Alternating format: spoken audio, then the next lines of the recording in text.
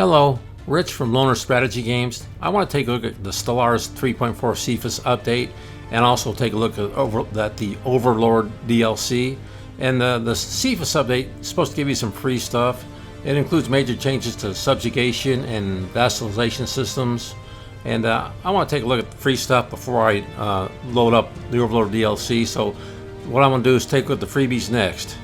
And I plan to do that by loading up some games I have in progress and jumping around and taking a look at what the changes are. The free 3.4 Cepheus update is supposed to give you new situations in the game. New situations system allows more options and interaction with progressive story events. It's also supposed to do a deficit rework. Running out of resources carry a lot more penalties now, and they can put you in a death spiral if you're not careful.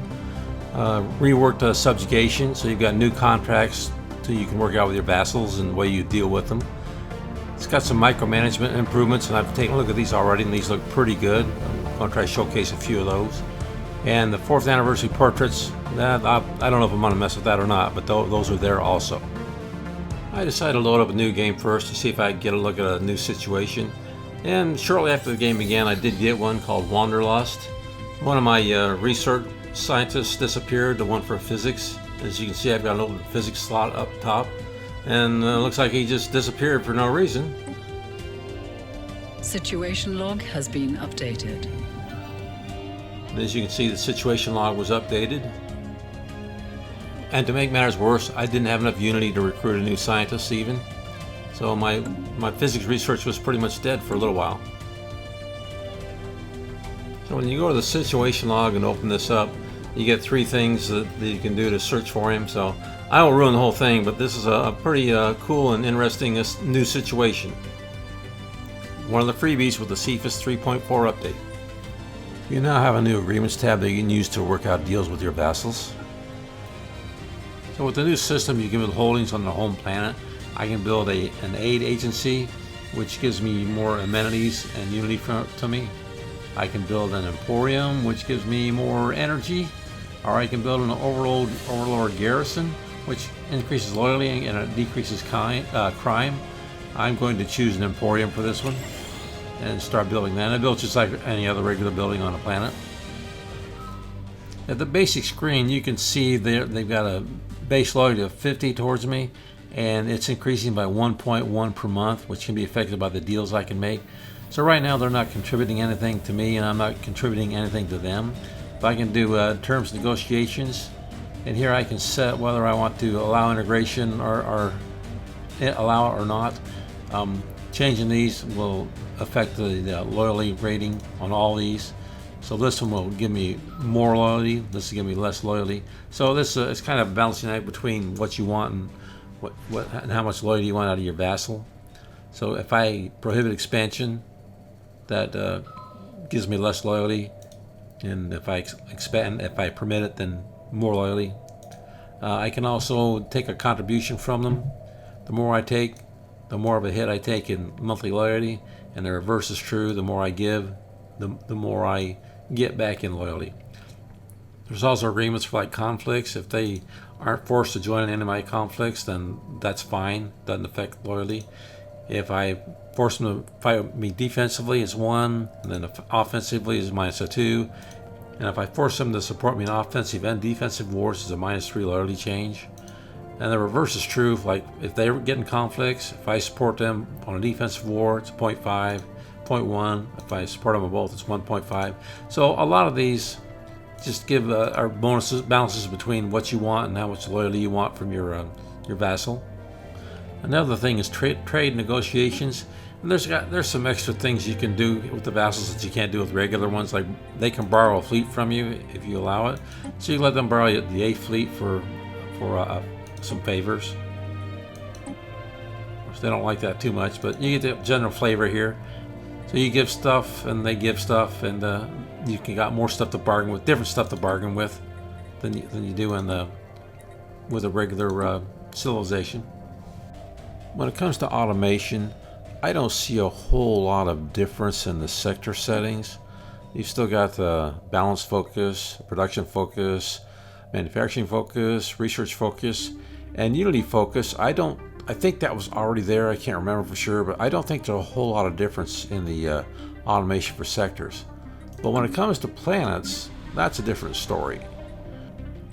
So with automation on planets, there's quite a bit of difference. I can right click on this and I can automate amenities or not.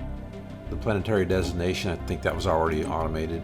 Rare resources, how they manage that. Pop assembly, housing, building slots, crime, clear blockers, posthumous employment, not sure what that is, and psychors. So you can enable a lot of things to be done automatically. So that should save a lot of time on micromanaging planets. I kind of personally like the micromanagement a little bit, so I probably wouldn't use all these, but this is a pretty significant improvement in my opinion. The resource system has been reworked, so now you get more penalties for being short of things. Like this pop-up tells me that due to the shortage of rare crystals, my resources from jobs are reduced by 50%, energy weapon range is reduced by 30%, sensor range is a -1, and I think these get progressively worse as you go on. Here's another pop-up in imminent situation. So there are more significant penalties for not meeting what you need. So I like that. The 3.4 update also comes with the various bug fixes and balance fixes that always come with a Paradox patch. And they also improve modability support. So these are the things I think you'll notice most in your in-progress games after the game's been updated. One thing I first missed that's been added by this new 3.4 patch is this proposed subjugation. When you click this, it brings up the vassal screen, and you can try to get them to join you voluntarily.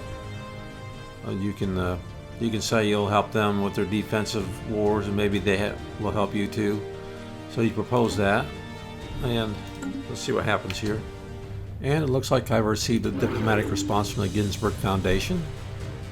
And the Ginsburg Foundation has agreed to be my subject. A little easier than it was in the past. Fun. So you can get allies really quickly this way, or subjects, whatever. So some of the features of the Overlord DLC include rulers make the rules. That's new vassalization mechanics. I would imagine the build on the 3.4 patch. Galaxy United under you. You can seek out and unite scattered empires. Sounds interesting. Get 5 new origins. Imperial Fiefdom, Subterranean, Teachers of the Shroud, Progenitor Hive.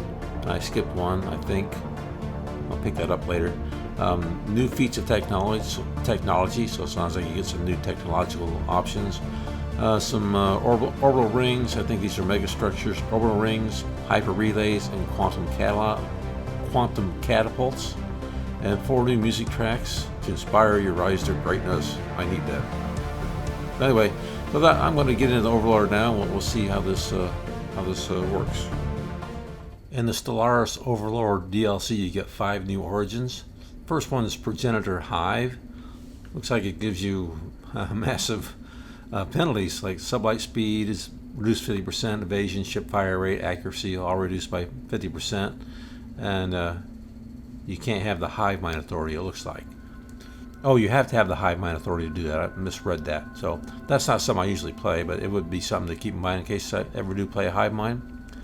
Next one's Subterranean, and that gives you you can construct cities underground, leading to a 10% increase in building and district costs, but a minus 10% build speed. But your colonies suffer 75% less damage from orbital bombardment. So you start with a cave dweller trait. So that sounds kind of interesting. Next one is Slingshot to the Stars. You get new star bases built. Remote systems cost 75% less influence. I like that. That's a good perk. And you start with a ruined quantum catapult near your home system, and the technology necessary to repair it and use it. Now, that'd be a nice head start in the game.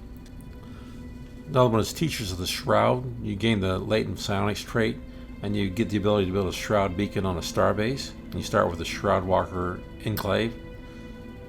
And the last one is Imperial Fiefdom. So star is a vassal of an advanced AI empire, and you gain the option to choose a specialist empire vassal type at the start of the game. You gotta meet all these requirements. That'd be an interesting one to play. So anyway, in the future, I'll I'm going to play a game and I'll use one of these 5 origins because they all look like fun, especially this one. With the Overlord DLC, you've now got more buildings you can build in the as holdings. Instead of 3, you've got 12, like Ministry of Extraction and Ministry of Production. There's also 3 specific buildings that are for the vassal specialties. You've got a Ministry of Science, but the vassal's got to be a Scholarium specialist, whatever. For an off-world foundry, they've got to be a Prospectorium specialist. And for a Vigil command, they've got to be a Bulwark specialist. In order to make it a vassal specialist, you've got to renegotiate terms after the appropriate waiting period's over. I fast-forwarded the game to get through that. So if I want to make this guy, I can make him a Tributary, a Bulwark, or a Scholarium. And I will take a Bulwark just for the military stuff I can get. And there's tiers to this. I'm not sure how these increase. I'll cover that in a future video. Should be forthcoming shortly. But there's 3 tiers. The first tier you get Bulwark Insight, which is some game technologies. I'm not going to sit here and read them off, but they look pretty helpful. And at tier 2 you gain this, like a Bulwark Insight 2, Modular Engineering, Star Fortress. Anyway, looks interesting. So they have to agree to this change. Also, another change the Overlord DLC includes is the holdings limit. Now instead of being limited to 1, you can have up to 4. Stellaris Overlord adds 3 new megastructures: the Quantum Catapult, the Hyper Relay, and an Orbital Ring.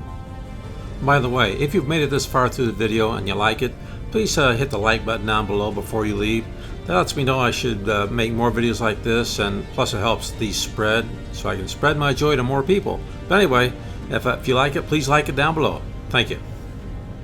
When you have a Quantum Catapult, the time spent missing in action by your fleets is reduced by 30%. The upkeep is 30 energy credits per month. What this effectively does is it just takes your fleets and shoot them like a shotgun across the galaxy. The farther away, the more dispersed they'll be, or the farther off target they'll be. At first I had trouble figuring out how to use this. I couldn't get my fleet to enter it, and when I right clicked on it, it says I need to have a destination set, which, okay, how do you do that? So anyway, what I overlooked was this icon up here, Catapult Fleet, and that tells me I've also got to be out in the galaxy view to use it. So I'll go out here, and now I can catapult my fleet, and I get this red targeting icon. Red means I can't go there. Green means I can. I'm going to come up somewhere in that vicinity, and the farther away I go, the more inaccurate it becomes. But it looks like there's no range limit to this, so I'll just take that and fire my fleet, preparing to launch. And they're moving. Now they're on a catapult. 10 days. And here we go. And there I am. I catapulted from one place to another in one easy step. Anyway, the Quantum Catapult looks pretty awesome. Problem is, once I send them there, unless I've got a construction ship or something there, or to build a gateway with, or whatever, I'm pretty well stuck there. So something to keep in mind when you use it. Next is the Hyper Relay, and you got to have more than one to make it useful. One's a waste of money. When you've got 2, it's represented by a darker hyperlane path, which means your ships can travel just a little bit faster down that path. So it reduces travel time by quite a bit, really. That was almost instant when the ship got to the point where it could travel. So pretty cool, pretty good, neat addition. I like it. And last but not least is the Orbital Ring, and really this looks pretty cool. I can hardly wait to play this in a game. It's like a defensive ring around the planet, and they can be upgraded just like a shipyard can. This one I've already added a planetary defense guns and a habitation module, which gives me more room on my planet. So, and it can be upgraded once you meet all the requirements. But anyway, this looks really, really neat. Protects my planet a little bit better. And this is probably going to be one of my most favorite ones to mess with. Pretty awesome. Anyway, I think that about sums it up. If you've got more videos like this you'd like to see, or different games you'd like to see, let me know that in the comments down below. I'm still trying to figure out the general direction of this channel since it's pretty new. So any comments are appreciated. So this is Rich from Loner Strategy Games. I will see you later. Thanks a lot for your time. Bye.